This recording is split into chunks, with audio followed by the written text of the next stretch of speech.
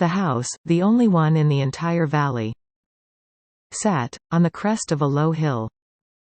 From this height, one could see the river and the field of ripe corn, dotted with flowers, that always promised a good harvest. The only thing the earth needed was a downpour, or at least a shower. Lencho, who knew his field had done nothing, except to see the sky towards northeast.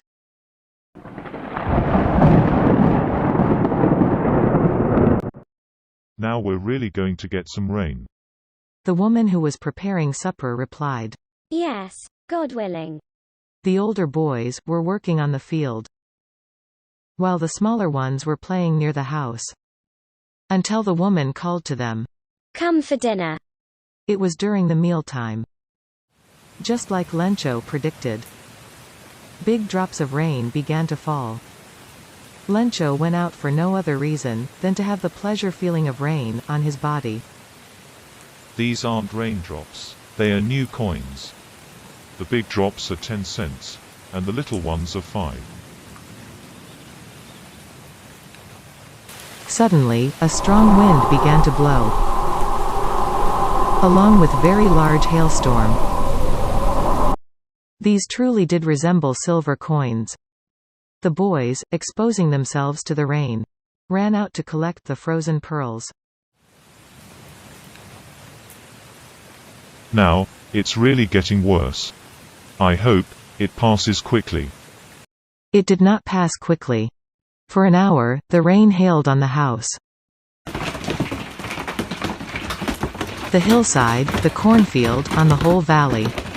The field was white, as if covered with salt.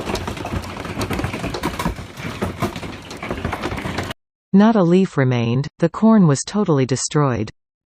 When the storm passed, Lencho's soul was filled with sadness. A plague of locusts would have left more than this. The hail has left nothing. This year, we'll have no corn. The night was a sorrowful one. All our work, for nothing. There's no one who can help us. We'll all go hungry this year. But, in the heart of all, who lives in solidarity, there was a single hope: help from God. Don't be so upset. Even though it seems like a total loss. Remember, no one dies of hunger. That's what they say. No one dies of hunger. All through the night, Lencho thought of his one last hope. Help from God, who knows everything. Even what's in one's consciousness. Although Lencho worked on the field, he still knew how to write. The following Sunday, Lencho wrote a letter to God. He wrote, God, if you don't help me, my family and I will go hungry this year. I need 100 pesos in order to sow my field again. And to live until the crop comes, because the hailstorm. He wrote to God, on the envelope. Put the letter inside. Still troubled, went to town. At the post office, he placed a stamp on the letter, and dropped it in the mailbox.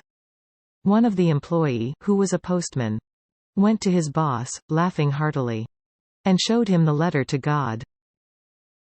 The postmaster also broke out laughing, but immediately turned serious, and commented, What faith! I wish I had the faith of this man who wrote this letter. So in order not to shake his faith in God, the postmaster decided to answer the letter.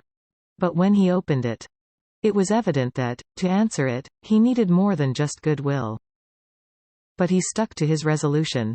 He asked for money from his employees. He himself gave part of his salary.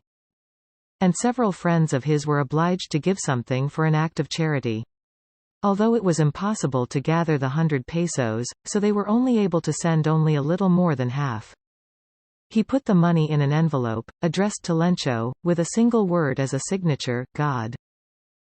The following Sunday, Lencho came a bit earlier than usual, to ask if there was a letter for him.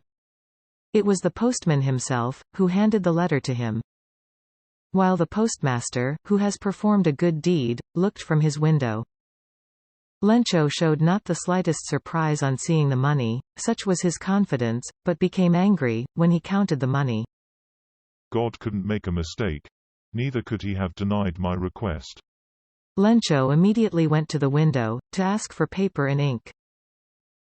On the public writing table he started to write, with much wrinkling of brow he had to make, to express his ideas.